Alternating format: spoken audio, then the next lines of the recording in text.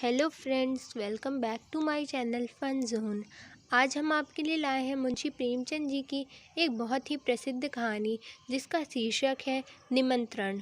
तो आइए फिर शुरू करते हैं आज की कहानी। पंडित मोटेराम शास्त्री ने अंदर जाकर अपने विशाल उदर पर हाथ फेरते हुए यह पद पंचम स्वर में गाया। अजगर करे न चाकरी, पंछी करे न काम, दास मलुका कह गए, सबके दाता राम।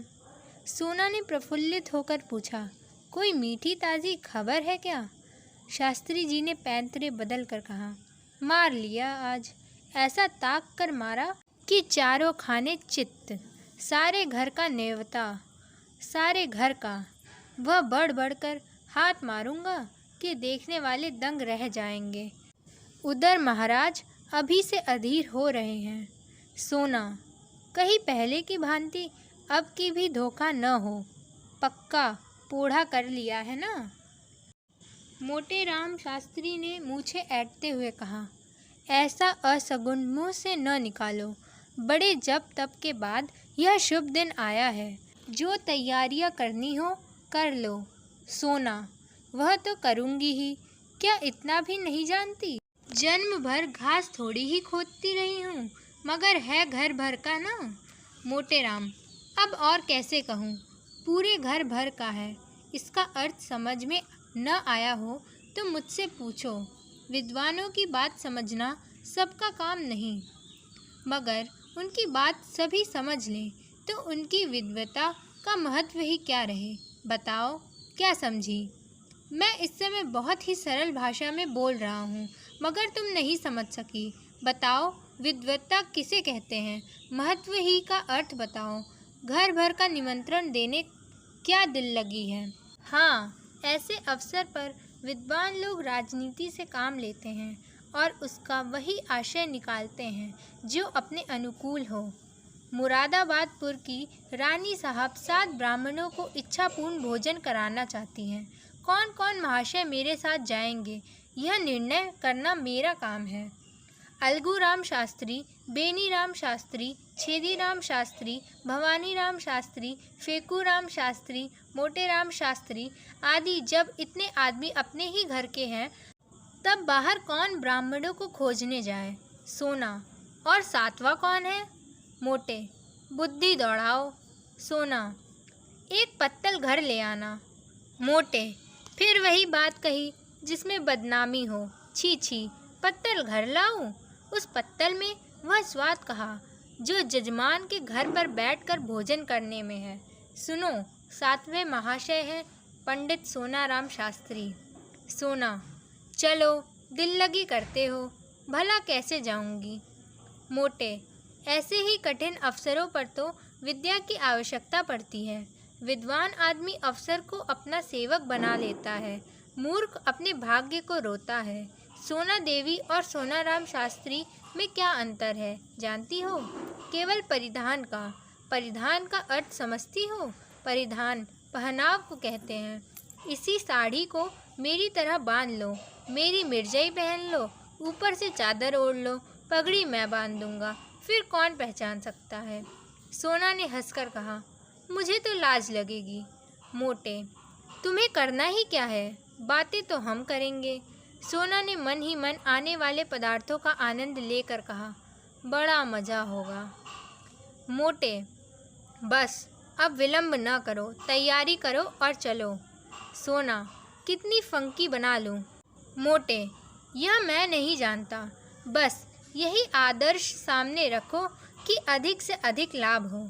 सहसा सोना देवी को एक बात याद आ गई, बोली, अच्छा, इन बिच्छुओं को क्या करूँगी? मोटेराम ने त्योरी चढ़ाकर कहा, इन्हें उतार कर रख देना, और क्या करोगी? सोना, हाँ जी, क्यों नहीं, उतार कर रख क्यों न दूंगी। मोटे, तो क्या तुम्हारे बिछुए पहनने से ही मैं जी रहा हूँ? जीता हूँ पौष्टिक पदार्थों के सेवन से, तुम्हारे बिछुओं के पुण्य से नहीं। सोना, नहीं भाई, मैं बिछुए न उतारूंगी। मोटेराम ने सोचकर कहा, अच्छा, पहने चलो, कोई हानि नहीं। गोवर्धनधारी यह बाधा भी हर लेंगे, बस पाँव में बहुत से कपड़े लपेट लेना। मैं कह दूंगा इन पंडित जी को फील पाव हो गया। क्यों, कैसी सूझी? पंडिताइन ने पतिदेव को प्रशंसा सूचक नेत्रों से देखकर कहा, जन्म भर पढ़ा नहीं है। संध्या समय पंडित जी ने पांचों पुत्रों को बुलाया और उपदेश देने लगा। पुत्रों, कोई काम करने से पहले खूब सोच समझ लेना चाहिए कि कैसा क्या होगा। मान लो रानी साहब ने तुम लोगों को पता ठिकाना पूछना आरंभ किया तो तुम लोग क्या उत्तर दोगे? यह तो महान मूर्खता होगी कि तुम सब मेरा नाम लो। सोचो कितने कलंक और लज्जा की बात होगी कि मुझ जैसे विद्वान केवल भोजन के लिए इतना बड़ा कूचड़ रचे। इसीलिए तुम सब थोड़ी देर के लिए भूल जाओ कि मेरे पुत्र हो। कोई मेरा नाम न बतलाए। संसार में नामों की कमी नहीं। कोई अच्छा सा नाम चुनकर बता देना। पिता का नाम बदल देने से कोई गाली नहीं लगती। यह कोई अपराध नहीं। अलगू, आप ही बता दीजिए। मोटेराम, अच्छी बात है, बहुत अच्छी बात है। हाँ, इतने महत्व का काम मुझे स्वयं करना चाहिए। अच्छा सुनो, अलगूराम के पिता का नाम है पंडित केशव पांडे, खूब याद कर लो। बेनी राम के पिता का नाम है पंडित मंगरू ओझा, खूब याद रखना। छेदी राम के पिता का नाम है पंडित दमड़ी तिवारी, भूलना नहीं। भवानी, तुम गंगू पांडे बतलाना, खूब याद कर लो। अब रहे फेकूराम, तुम बेटा बतलाना सेतुराम पाठक। हो गए सब? हो गया सबका नामकरण? अच्छा, अब मैं परीक्षा लूँगा, होशियार रहना। बोलो अलगू, तुम्हारे पिता का क्या नाम है? अलगू, पंडित केशव पांडे। बेनीराम, तुम बताओ? दमड़ी तिवारी। छेदी, यह तो मेरे पिता का नाम है। बेनी, मैं तो भूल गया। मोटे, भूल गए? पंडित के पुत्र होकर तुम एक नाम ही नहीं याद रख सकते? बड़े दुख की बात है। मुझे पांचों नाम याद हैं, तुम्हें एक नाम भी याद नहीं। सुनो, तुम्हारे पिता का नाम है पंडित मंगरू ओझा। पंडित जी लड़कों की परीक्षा ले ही रहे थे कि उनके परम मित्र पंडित चिंतामणि ने द्वार पर आवाज़ दी। पंडित मोटेराम ऐसे घबराए कि सिर पैर की सुधि न रही। लड़कों को भगाना चाहते थे कि पंडित चिंतामणि अंदर चले आए। दोनों सज्जनों में बचपन से गाढ़ी मैत्री थी। दोनों बहुधा साथ साथ भोजन करने जाया करते थे और यदि पंडित मोटेराम अव्वल रहते तो पंडित चिंतामणि के द्वित्व पद में कोई बाधक न हो सकता था। पर आज मोटेराम जी अपने मित्र के साथ नहीं ले जाना चाहते थे। उनको साथ ले जाना अपने घर वालों में से किसी एक को छोड़ देना था और इतना महान आत्मत्याग करने के लिए वे तैयार न थे। चिंतामणि ने यह समारोह देखा तो प्रसन्न होकर बोले, क्यों भाई, अकेले ही अकेले? मालूम होता है आज कहीं गहरा हाथ मारा है। मोटेराम ने मुंह लटका कर कहा, कैसी बात करते हो मित्र? ऐसा तो कभी नहीं हुआ कि मुझे कोई अवसर मिला हो और मैंने तुम्हें सूचना न दी हो। कदाचित कुछ समय ही बदल गया या किसी ग्रह का फेर है। कोई झूठ को भी नहीं बुलाता। पंडित चिंतामणि ने अविश्वास के भाव से कहा, कोई न कोई बात तो मित्र अवश्य है, नहीं तो ये बालक क्यों जमा है? मोटेराम, मोटे, तुम्हारी इन्हीं बातों पर मुझे क्रोध आता है। लड़कों की परीक्षा ले रहा हूँ। ब्राह्मण के लड़के हैं, 4 अक्षर पढ़े बिना इनको कौन पूछेगा? चिंतामणि को अब भी विश्वास न आया। उन्होंने सोचा, लड़कों से ही इस बात का पता लग सकता है। पेकूराम सबसे छोटा था। उसी से पूछा, क्या पढ़ रहे हो बेटा? हमें भी सुनाओ। मोटेराम ने फेकूराम को बोलने का अवसर न दिया, डरे कि यह तो सारा भांडा फोड़ देगा। बोले, अभी यह क्या पढ़ेगा? दिन भर खेलता है। फेकूराम इतना बड़ा अपराध अपने नन्हे से सिर पर क्यों लेता? बाल सुलभ गर्व से बोला, हमको तो याद है, पंडित सेतुराम पाठक। हम याद भी कर लें तो इस पर भी कहते हैं, हरदम खेलता है। यह कहते हुए रोना शुरू कर दिया। चिंतामणि ने बालक को गले लगा लिया और बोले, नहीं बेटा, तुमने अपना पाठ सुना दिया है, तुम खूब पढ़ते हो। यह सेतुराम पाठक कौन है बेटा? मोटेराम ने बिगड़ कर कहा, तुम भी लड़कों की बातों में आते हो, सुन लिया होगा किसी का नाम फेकू से। जा बाहर खेला। चिंतामणि अपने मित्र की घबराहट देखकर समझ गए कि कोई न कोई रहस्य अवश्य है।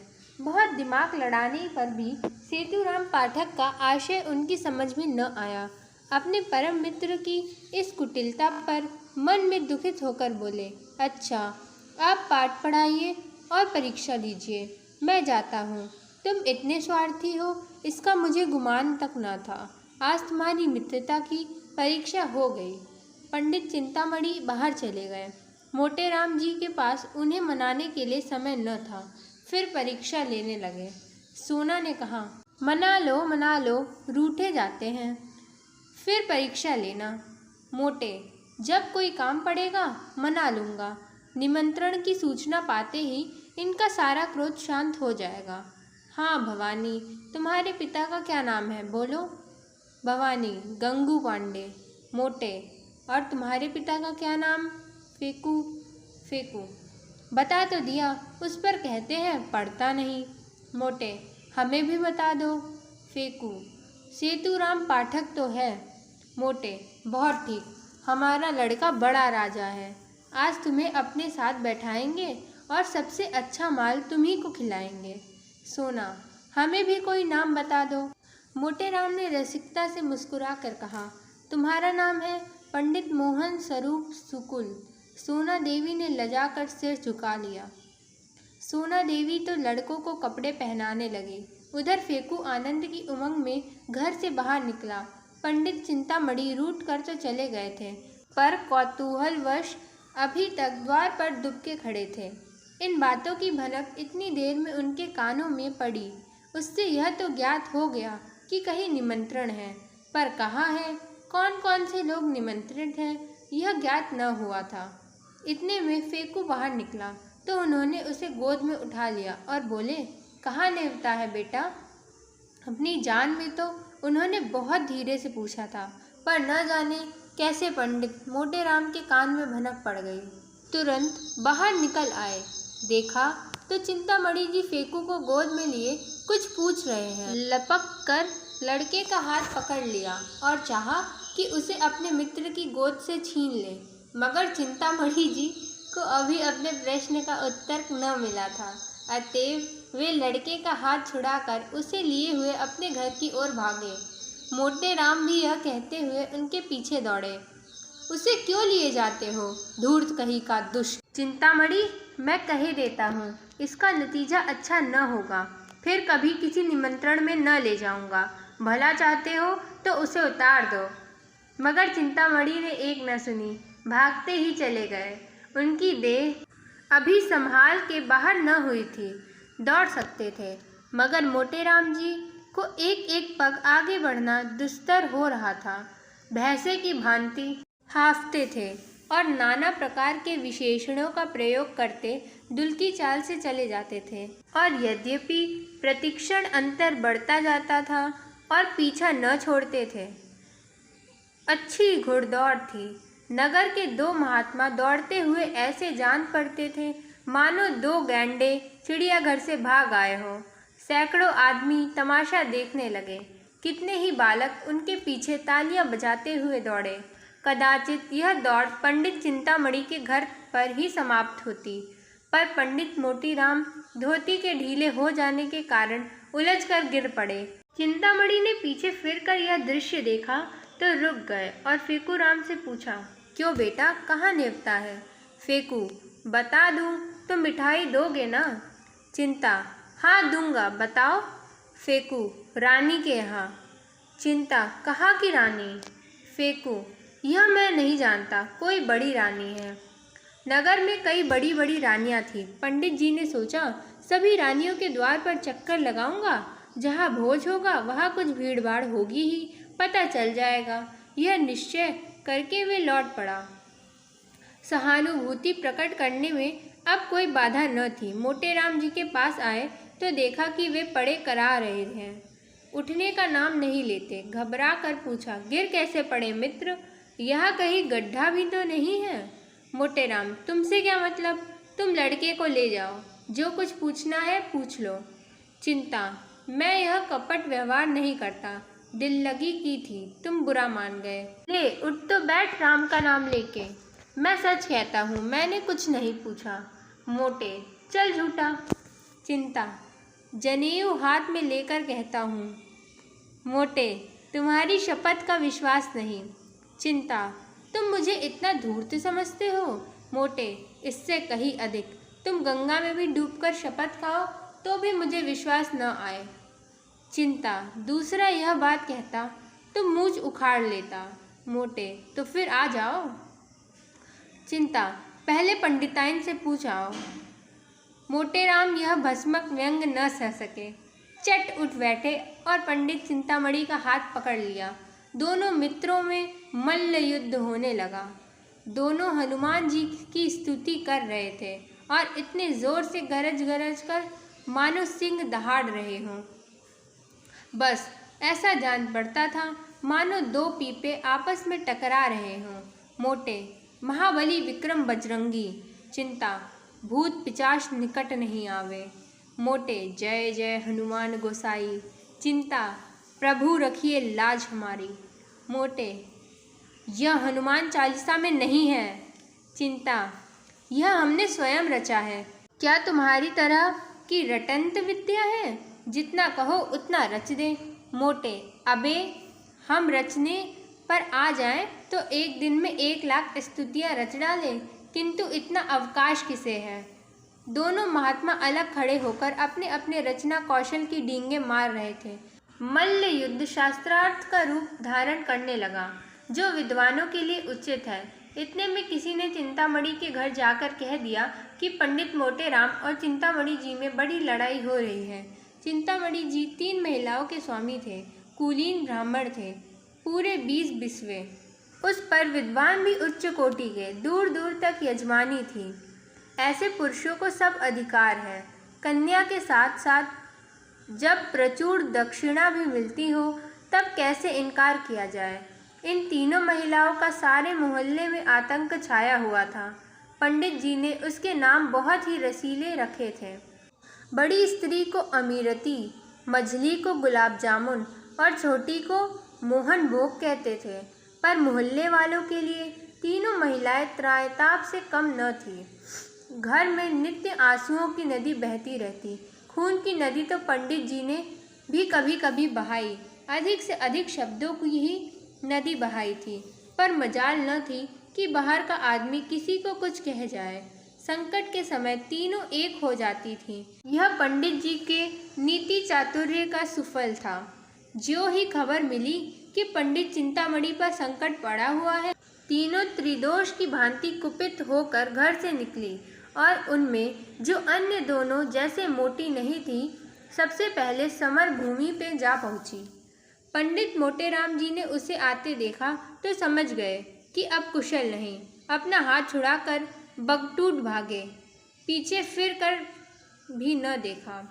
चिंतामणि जी ने बहुत ललकारा पर मोटेराम के कदम न रुके। चिंता, अजी भागे क्यों? ठहरो, कुछ मजा तो चखते जाओ।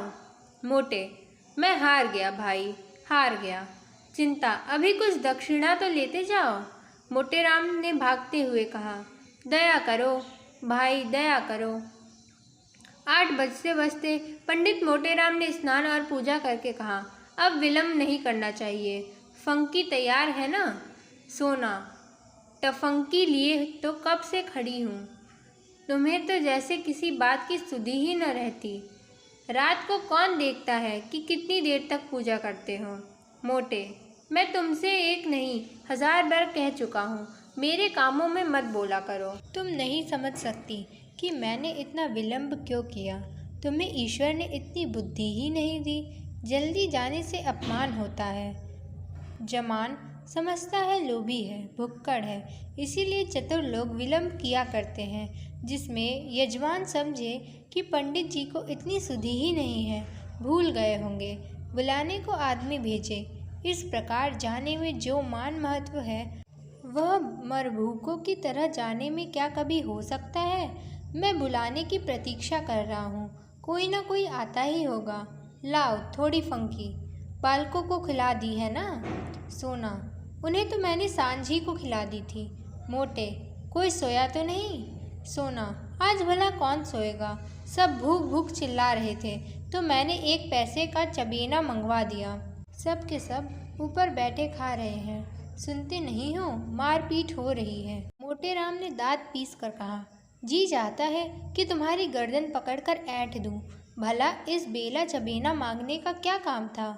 चबेना खा लेंगे तो वाह, क्या तुम्हारा सिर खाएंगे? छी छी, जरा भी बुद्धि नहीं। सोना ने अपराध स्वीकार करते हुए कहा, हाँ भूल तो हुई, पर सब के सब इतना कोलाहल मचाए हुए थे कि सुना नहीं जाता था। मोटे रोते ही थे ना, रोने देती। रोने से उनका पेट न भरता बल्कि और भूख खुल जाती। सहसा एक आदमी ने बाहर से आवाज़ दी, पंडित जी महारानी बुला रही हैं और लोगों को लेकर जल्दी चलो। पंडित जी ने पत्नी की ओर गर्व से देखकर कहा, देखा, इसे निमंत्रण कहते हैं, अब तैयारी करनी चाहिए।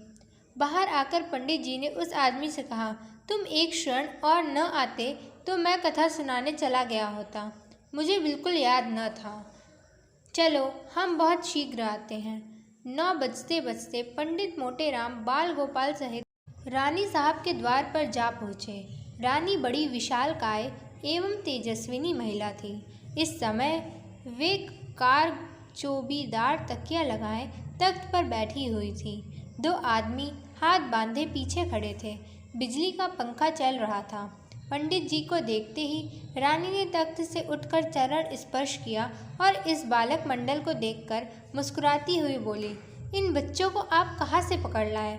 मोटे क्या करता, सारा नगर छान मारा, किसी पंडित ने आना स्वीकार न किया। कोई किसी के यहाँ निमंत्रित है, कोई किसी के यहाँ। तब तो मैं भी बहुत चकराया।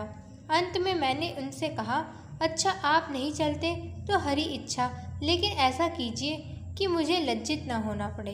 तब जबरदस्ती प्रत्येक के घर से जो बालक मिला उसे पकड़ लाना पड़ा। क्यों, फेकूराम तुम्हारे पिताजी का क्या नाम है?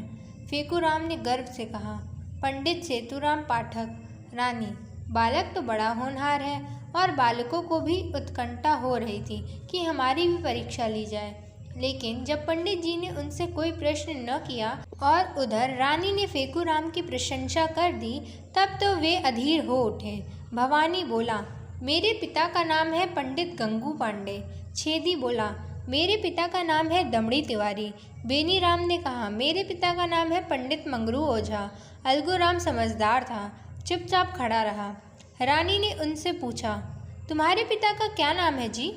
अलगूराम को इस वक्त पिता का निर्दिष्ट नाम याद न आया, न यही सूझा कि कोई और नाम ले ले। हद बुद्धि सा खड़ा रहा। पंडित मोटेराम ने जब उसकी ओर दांत पीस कर देखा, तब रहा हवास भी गायब हो गया। फेकूराम ने कहा, हम बता दे, भैया भूल गए। रानी ने आश्चर्य से पूछा, क्या अपने पिता का नाम भूल गया? यह तो विचित्र बात देखी। मोटेराम ने अलगू के पास जाकर कहा, कौ से है? अलगूराम बोल उठा, केशव पांडे। रानी ने बोला, तो अब तक तुम चुप क्यों थे? मोटे, कुछ ऊंचा सुनता है सरकार। रानी, मैंने सामान तो बहुत सा मंगवाया है, सब खराब होगा, लड़के क्या खाएंगे? मोटे, सरकार इन्हें बालक न समझे, इनमें जो सबसे छोटा है यह 2 पत्तल खाकर उठेगा। जब सामने पत्तलें पड़ गई और भंडारी चांदी की थालों में एक एक सा उत्तम पदार्थ ला लाकर परोसने लगा, तब पंडित मोटेराम जी की आँख खुल गई। उन्हें आए दिन निमंत्रण मिलते रहते थे, पर ऐसे अनुपम पदार्थ कभी सामने न आए थे। घी की ऐसी सोंधी सुगंध उन्हें कभी न मिली थी। प्रत्येक वस्तु से केवड़े और गुलाब की लपटें उड़ रही थी। घी टपक रहा था। पंडित जी ने सोचा, ऐसे पदार्थों से कभी पेट भर सकता है? मानो खा जाऊं। फिर भी और खाने को जी चाहे। देवतागण इनसे उत्तम और कौन से पदार्थ खाते होंगे? इनमें उत्तम पदार्थों की तो कल्पना भी नहीं हो सकती। पंडित जी को इस वक्त अपने परम मित्र पंडित चिंतामणि की याद आई। अगर वे आमंत्रित होते तो रंग जम जाता, उनके बिना रंग फीका रहेगा। यह दूसरा कौन है जिससे लाग डाग करूं? लड़के 2-2 पत्तलों में चे बोल जाएंगे। सोना कुछ साथ देगी, मगर कब तक? चिंतामणि के बिना रंग न गठेगा। वे मुझे ललकारेंगे, मैं उन्हें ललकारूंगा। उस उमंग में पत्तलों की कौन गिनती? हमारी देखा देखी लड़के भी डट जाएंगे। ओह, बड़ी भूल हो गई, यह ख्याल मुझे पहले न आया। रानी साहब से कहूँ, बुरा तो न मानेंगी। ओह, जो कुछ हो, एक बार जोर तो लगाना ही चाहिए। तुरंत खड़े होकर रानी साहब से बोले, सरकार, आज्ञा हो तो कुछ कहूँ। रानी, कहिए कहिए महाराज, क्या किसी वस्तु की कमी है? मोटे, नहीं सरकार, किसी बात की नहीं। ऐसे उत्तम पदार्थ तो मैंने कभी देखे भी न थे। सारे नगर में आपकी कीर्ति फैल जाएगी। मेरे एक परम मित्र पंडित चिंतामणि जी हैं, आज्ञा हो तो मैं उन्हें भी बुला लूं। बड़े विद्वान कर्मनिष्ठ ब्राह्मण हैं। उनके जोड़ का इस नगर में दूसरा और कोई नहीं है। मैं उन्हें निमंत्रण देना भूल गया, अभी सुधी आई। रानी, आपकी इच्छा हो तो बुला लीजिए, मगर आने जाने में देर होगी और भोजन परोस दिया गया है। मोटे, मैं अभी आता हूँ सरकार, दौड़ता हुआ जाऊँगा। रानी, टमेरी मोटर ले लीजिए। जब पंडित जी चलने को तैयार हुए तब सोना ने कहा, तुम्हें आज क्या हो गया है जी, उसे क्यों बुला रहे हो? मोटे, कोई साथ देने वाला भी तो चाहिए। सोना, मैं क्या तुमसे दब जाती? पंडित जी ने मुस्कुरा कर कहा, तुम जानती नहीं, घर की बात और है, दंगल की बात और है। पुराना खिलाड़ी मैदान में जाकर जितना नाम करेगा उतना नया पट्टा नहीं कर सकता। वहाँ बल का काम नहीं, साहस का काम है। बस यहाँ भी वही हाल समझो। झंडे गाड़ दूंगा, समझ लेना। सोना, कहीं लड़के सो जाए तो? मोटे, और भूख खुल जाएगी, जगह तो मैं लूँगा ही। सोना, देख लेना, आज वह तुम्हें पछाड़ देगा, उसके पेट में तो शनीचर है। मोटे, बुद्धि की सर्वत्रता प्रधानता रहती है। यह न समझो कि भोजन करने की कोई विद्या ही नहीं, इसका भी एक शास्त्र है जिसे मथुरा के शनिचरानंद महाराज ने रचा है। चतुर आदमी थोड़ी सी जगह में गृहस्थ का सब सामान रख देता है। अनाड़ी बहुत सी जगह में भी यह सोचता है कि कौन वस्तु कहाँ रखूं। गंवार आदमी पहले से ही हबक हबक कर खाने लगता है और चट एक लोटा पानी पीकर अफर जाता है। चतुर आदमी बड़ी सावधानी से खाता है, उसको कौर नीचे उतारने के लिए पानी की आवश्यकता नहीं पड़ती। देर तक भोजन करते रहने से वह सुपाच्य हो जाता है। चिंतामणि मेरे सामने क्या ठहरेगा? चिंतामणि जी अपने आंगन में उदास बैठे हुए थे। जिस प्राणी को वह अपना परम हितैषी समझते थे, जिसके लिए वे अपने प्राण तक देने को तैयार रहते थे, उसी ने आज उनके साथ बेवफाई की। बेवफाई ही नहीं, उन्हें उठाकर दे मारा। पंडित मोटेराम के घर से तो कुछ जाता न था। अगर वे चिंतामणि जी को साथ ले जाते तो क्या रानी साहब उन्हें दुत्कार देती? स्वार्थ के आगे कौन किसको पूछता है? उन अमूल्य पदार्थों की कल्पना करके चिंतामणि के मुंह से लार टपकी पड़ती थी। अब सामने पत्थर आ गई होगी। अब थालों में अमृतियाँ लिए भंडारी जी आए होंगे। ओहो, कितने सुंदर कोमल कुरकुरी रसीली अमृतियाँ हैं। अब बेसन के लड्डू आए होंगे। ओहो, कितना सुडौल मेवों से भरे हुए घी से तराता लड्डू होंगे। मुंह में रखते ही घुल जाते होंगे, जीभ भी न डुलानी पड़ती होगी। आहा, अब तो मोहन भोग आया होगा। हाय रे दुर्भाग्य, मैं यहाँ पड़ा सड़ रहा हूँ और वहाँ यह बहार। बड़े निर्दयी हो मोटेराम, तुमसे इस निष्ठुरता की आशा न थी। अमीरती देवी बोली, तुम इतना दिल छोटा क्यों करते हो? पितृपक्ष तो आ ही रहा है, ऐसे ऐसे न जाने कितने आएंगे। चिंतामणि, आज किसी अभागे का मुंह देखकर उठा था। लाओ तो पत्रा, देखो कैसा मुहूर्त है। अब नहीं रहा जाता, सारा नगर छान डालूंगा, कहीं तो पता चलेगा। नासिका तो दाहिनी चल रही है। एकाएक मोटर की आवाज़ आई। उसके प्रकाश से पंडित जी का सारा घर जगमगा उठा। वे खिड़की से झांकने लगे तो मोटेराम को मोटर से उतरते देखा। एक लंबी सांस लेकर चारपाई पर गिर पड़े। मन में कहा कि दुष्ट, भोजन करके अब यहाँ मुझसे बखान करने आया है। अमीरवती ने देखकर पूछा, कौन है दाढ़ीजार, इतनी रात को जगावत है? मोटे, हम हैं हम, गाली न दो। अमीरती, अरे दूर रह मुझो से, ते कौन है? कहते हैं हम हैं हम, को जाने तय कौन है। मोटे, अरे हमारी बोली नहीं पहचानती हो? खूब पहचान लो, हम हैं तुम्हारे देवर। अमीरती, ए दूर तोरे मुँह में का लागे, तोर लहास उठे, हमार देवर बनत है दाढ़ी जार। मोटे, अरे हम हैं मोटे राम शास्त्री, क्या इतना भी नहीं पहचानती? चिंतामणि घर में है। अमीरती ने किवाड़ खोल दिया और तिरस्कार भाव से बोली, अरे तुम थे तो नाम क्यों नहीं बताते थे? जब इतनी गालियाँ खा ली तो बोल ही निकाला। क्या है क्या? मोटे, कुछ नहीं, चिंतामणि जी को शुभ संवाद देने आया हूँ। रानी साहब ने उन्हें याद किया है। अमीरती, भोजन के बाद बुलाकर क्या करेंगी? मोटे राम, अभी भोजन कहाँ हुआ है। मैंने जब इनकी विद्या, कर्म निष्ठा, सद्विचार की प्रशंसा की तब मुग्ध हो गई।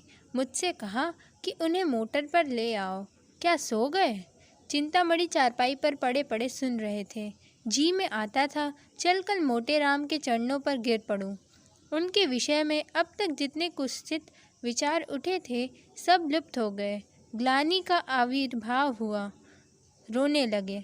अरे भाई, आते हो या सोते ही रहोगे? यह कहते हुए मोटे राम उनके सामने जाकर खड़े हो गए। चिंता, तब क्यों न ले गए? जब इतनी दुर्दशा कर लिए तब आए। अभी तक पीठ में दर्द हो रहा है। मोटे, अजी, वह तर माल खिलाऊंगा कि सारा दर्द वर्द भाग जाएगा। तुम्हारे यजमानों को भी ऐसे पदार्थ मयस्सर न हुए होंगे। आज तुम्हें बद कर पछाड़ूंगा। चिंता, तुम बेचारे मुझे क्या पछाड़ोगे? सारे शहर में तो कोई ऐसा माई का लाल दिखाई नहीं देता। हमें शनीचर का इष्ट है। मोटे, अजी, यहाँ बरसों तपस्या की है। भंडारे का भंडारा साफ कर दे और इच्छा ज्यों की त्यों बनी रहे। बस यही समझ लो कि भोजन करके हम खड़े नहीं रह सकते। चलना तो दूर की बात है, गाड़ी पर लद कर आते हैं। चिंता, तो यह कौन बड़ी बात है? यहाँ तो टिकटी पर उठाकर लाए जाते हैं। ऐसी ऐसी डकारे लेते हैं कि जान पड़ता है बम गोला छूट रहा है। एक बार खुफिया पुलिस ने बम गोले के संदेह में घर की तलाशी तक ले ली। मोटे, झूठ बोलते हो, कोई इस तरह नहीं डकार ले सकता। चिंता, अच्छा तो आकर सुन लेना, डर कर भाग न जाओ तो सही। एक क्षण में दोनों मित्र मोटर पर बैठे और मोटर चली। रास्ते में पंडित चिंतामणि को शंका हुई कि कहीं ऐसा न हो कि मैं पंडित मोटेराम को पिछलग्गू समझा जाऊं और मेरा यथेष्ट सम्मान न हो। उधर पंडित मोटेराम को भी भय हुआ कि कहीं ये महाशय मेरे प्रतिद्वंदी न बन जाए और रानी साहब पर अपना रंग जमा ले। दोनों अपने अपने मंसूबे बांधने लगे। ज्यों ही मोटर रानी के भवन में पहुंची, दोनों महाशय उतरे।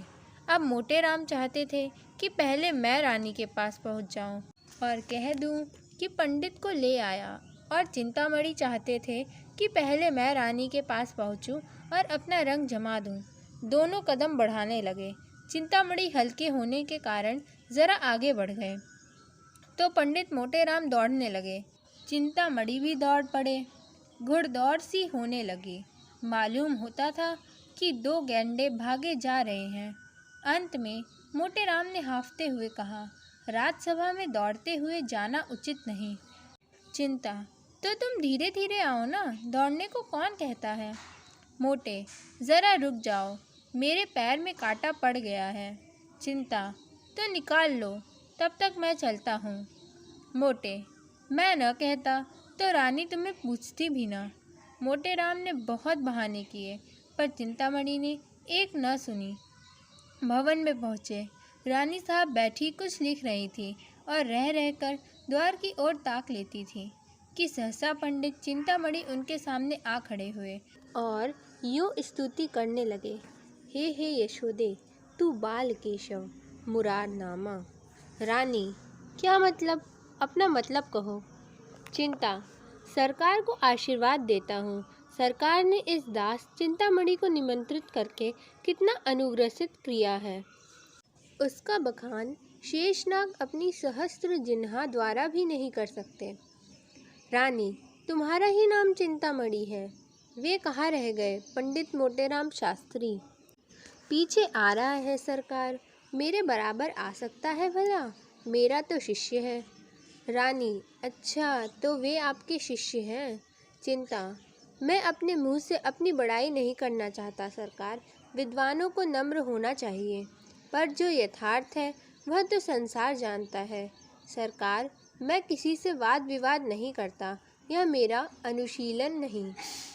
मेरे शिष्य भी बहुधा मेरे गुरु बन जाते हैं, पर मैं किसी से कुछ नहीं कहता। जो सत्य है वह सभी जानते हैं। इतने में पंडित मोटेराम भी गिरते पड़ते हांफते हुए आ पहुँचे, और यह देखकर कि चिंतामणि भद्रता और सभ्यता की मूर्ति बने खड़े हैं, वे देवोपम शांति के साथ खड़े हो गए। रानी, पंडित चिंतामणि बड़े साधु प्रकृति एवं विद्वान हैं। आप उनके शिष्य हैं, फिर भी वे आपको अपना शिष्य नहीं कहते हैं। मोटे, सरकार, मैं इनका दासानुदास हूँ। चिंता, जगत ऋणी, मैं इनका चरण रज हूँ। मोटे, रिपुदल संहारिणी, मैं इनके द्वार का कुकुर हूँ। रानी, आप दोनों सज्जन पूज्य हैं, एक से एक बढ़े हुए। चलिए भोजन कीजिए। सोना रानी बैठी पंडित मोटेराम की राह देख रही थी। पति के इस मित्र भक्ति पर उन्हें बड़ा क्रोध आ रहा था। बड़े लड़कों के विषय में तो कोई चिंता न थी, लेकिन छोटे बच्चों के सो जाने का भय था। उन्हें किस्से कहानियाँ सुना सुनाकर बहला रही थी कि पंडित भंडारी ने आकर कहा, महाराज चलो। दोनों पंडित जी आसन पर बैठ गए। फिर क्या था, बच्चे कूद कूद कर भोजनशाला में जा पहुँचे। देखा तो दोनों पंडित दो वीरों की भांति आमने सामने डटे बैठे हैं। दोनों अपना अपना पुरुषार्थ दिखाने के लिए अधीर हो रहे थे। चिंता, भंडारी जी, तुम परोसने में बड़ा विलंब करते हो, क्या भीतर जाकर सोने लगते हो? भंडारी, चुपाई मारे बैठे रहो, जौन कुछ होई सब आए जाई, घबराइए का नहीं हो। तुम्हारे सिवाय और कोई जीवाइया नहीं बैठा है। मोटे, भैया, भोजन करने के पहले कुछ देर सुगंध का स्वाद तो ले लो। चिंता, अजी सुगंध क्या चूल्हे में, सुगंध देवता लोग लेते हैं, अपने लोग तो भोजन करते हैं। मोटे, अच्छा बताओ पहले किस चीज़ पर हाथ फेरोगे? चिंता, मैं जाता हूँ, भीतर से सब चीज़ें एक साथ लिए आता हूँ। मोटे, धीरज धारो भैया, सब पदार्थों को आ जाने दो, ठाकुर जी का भोग तो लग जाए। चिंता, तो बैठे क्यों हो, अब तक भोग ही लगाओ, एक बाधा तो मिटे। नहीं तो लाओ, मैं चटपट भोग लगा दूँ, व्यर्थ देर करोगे।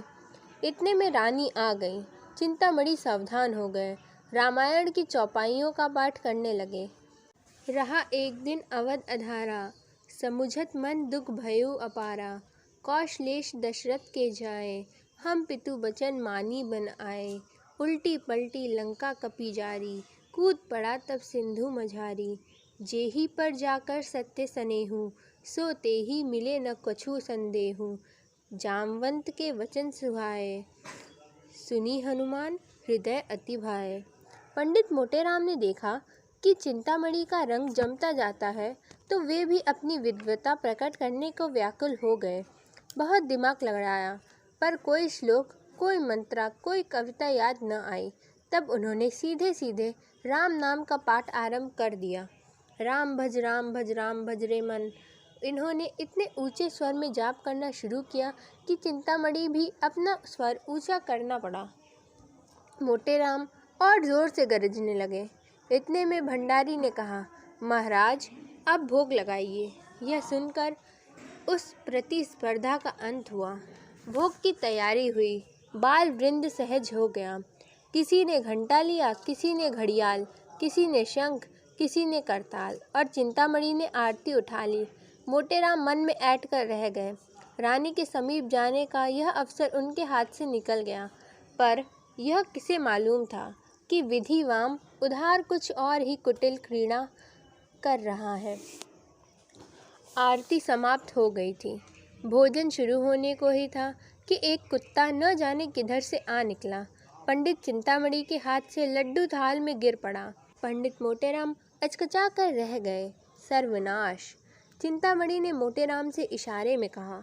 अब क्या कहते हो मित्र, कोई उपाय निकालो, यहाँ तो कमर टूट गई। मोटेराम ने लंबी सांस खींचकर कहा, अब क्या हो सकता है, यह ससुर आया किधर से? रानी पास ही खड़ी थी। उन्होंने कहा, अरे कुत्ता किधर से आ गया? यह रोज बंधा रहता था, आज कैसे छूट गया?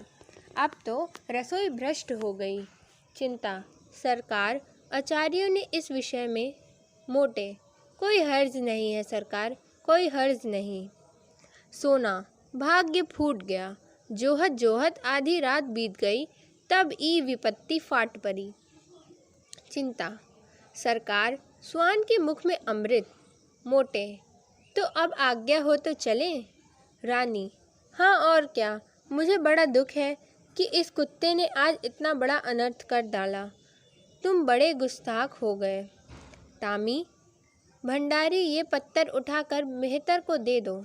चिंता ने सोना से कहा। छाती फटी जाती है। सोना को बालकों पर दया आई। बेचारे इतनी देर देवोपम धैर्य के साथ बैठे थे। बस चलता तो कुत्तों को गला घोंटकर मार देती। लड़कन का तो दोष नहीं परत है, इन्हें काहे नहीं खवा देत को। चिंता, मोटेराम महादुष्ट है, इसकी बुद्धि भ्रष्ट हो गई है। सोना, ऐसे तो बड़े विद्वान बनते रहते हैं, अब काहे नहीं बोलत बनत? मुंह में दही जम गया, जीभे नहीं खुलत है। चिंता, सत्य कहता हूँ, रानी को चकमा दे देता। इस दुष्ट के मारे अब खेल बिगड़ गया। सारी अभिलाषाएं मन में रह गईं। ऐसे पदार्थ अब कहाँ मिल सकते हैं? सोना, सारी मनुष्यई निकल गई, घर ही में गरजे के शेर हैं। रानी ने भंडारी को बुलाकर कहा, इन छोटे छोटे तीनों बच्चों को खिला दो, ये बेचारे क्यों भूखे मरे। क्यों फेकूराम, मिठाई खाओगे? फेकू, इसीलिए तो आए हैं। रानी, कितनी मिठाई खाओगे? फेकू, बहुत सी। इतनी? रानी, अच्छी बात है, जितनी खाओगे उतनी मिलेगी, पर जो बात मैं पूछूं वह बतानी पड़ेगी, बताओगे ना? फेकू, हाँ बताऊंगा, पूछिए। रानी, झूठ बोले तो एक मिठाई न मिलेगी, समझ गए? फेकू, मत दीजिएगा, मैं झूठ बोलूँगा ही नहीं। रानी, अपने पिता का नाम बताओ। मोटे, बालकों को हरदम सब बातें स्मरण नहीं रहती, उसने तो आते ही आते बता दिया था। रानी, मैं फिर पूछती हूँ, इसमें आपकी क्या हानि है? चिंता, नाम पूछने में कोई हर्ज नहीं। मोटे, तुम चुप रहो चिंतामणि, नहीं तो ठीक न होगा। मेरे क्रोध को अभी तुम नहीं जानते, दबा बैठूंगा तो रोते भागोगे। रानी, आप तो व्यर्थ इतना क्रोध कर रहे हैं। बोलो फेकूराम, चुप क्यों हो? फिर मिठाई न पाओगे। चिंतामणि, महारानी की इतनी दया दृष्टि तुम्हारे ऊपर है, बता दो बेटा। मोटे, चिंतामणि जी, मैं देख रहा हूँ, तुम्हारे अधीन आए हैं। वह नहीं बताता, तुम्हारा साझा आए वहाँ से बड़े खैर ख्वाह बन के। सोना, अरे हाँ, लड़कन से ई सब पवारा से का मतलब? तुमका धर्म परे मिठाई देव, न धर्म परे न देव। ई का की बाप का नाम बताओ तब मिठाई देव। फेकूराम ने धीरे से कोई नाम लिया। इस पर पंडित जी ने उसे इतना जोर से डांटा कि उसकी आधी बात मुंह में ही रह गई। रानी, क्यों डांटते हो? उसे बोलने क्यों नहीं देते? बोलो बेटा। मोटे, आप हमें अपने द्वार पर बुलाकर हमारा अपमान कर रही हैं। चिंता, इसमें अपमान की तो कोई बात ही नहीं है भाई। मोटे, अब हम इस द्वार पर कभी ना आएंगे, यहाँ सत्पुरुषों का अपमान किया जाता है। अलगू, कहिए तो मैं चिंतामणि को एक पटकन दूं? मोटे, नहीं बेटा, दुष्टों को परमात्मा स्वयं दंड देता है। चलो यहाँ से चले, अब भूल कर भी यहाँ न आएंगे। खिलाना न पिलाना, द्वार पर बुलाकर ब्राह्मणों का अपमान करना, तभी तो देश में आग लगी हुई है। चिंता, मोटेराम, महारानी के सामने तुम्हें इतनी कटु बातें न कहनी चाहिए। मोटे, बस चुप ही रहना, नहीं तो सारा क्रोध तुम्हारे ही सिर पर जाएगा। माता पिता का पता नहीं, ब्राह्मण बनने चले हैं। तुम्हें कौन कहता है ब्राह्मण? चिंता, जो कुछ मन चाहे कह लो। चंद्रमा पर थूकने से थूक अपने ही मुंह पर पड़ता है। जब तुम धर्म का एक लक्षण नहीं जानते तब तुमसे क्या बातें करूं। ब्राह्मण को धैर्य रखना चाहिए। मोटे, पेट के गुलाम हो, ठकुर सुहाती कर रहे हो कि एकाध पत्तल मिल जाए। यहाँ मर्यादा का पालन करते हैं। चिंता, कह तो दिया भाई कि तुम बड़े मैं छोटा, अब और क्या कहूँ। तुम सत्य कहते होगे, मैं ब्राह्मण नहीं शूद्र हूँ। रानी, ऐसा न कहिए चिंतामणि जी, इसका बदला न लिया तो क्या कहना। यह कहते हुए पंडित मोटेराम बालक वृंद के साथ बाहर चले आए और भाग्य को कोसते हुए घर को चले। बार बार पछता रहे थे कि दुष्ट चिंतामणि को क्यों बुला लाया। सोना ने कहा, भंडा फूटत फूटत बच गया। फेकुआ नाव बता देता। काहे रे, अपने बाप के नाम बताए देते। फेकू, और क्या, वे तो सच सच पूछती थी। मोटे, चिंतामणि ने रंग जमा लिया, अब आनंद से भोजन करेगा। सोना, तुम्हारे एको विद्या काम न आई, ऊ तौन बाजी मार ले गया। मोटे, मैं तो जानता हूँ, रानी ने जानबूझकर कुत्ते को बुला लिया। सोना, मैं तो ओकरा मुँह देखत ताड़ गई थी कि हमका पहचान गई।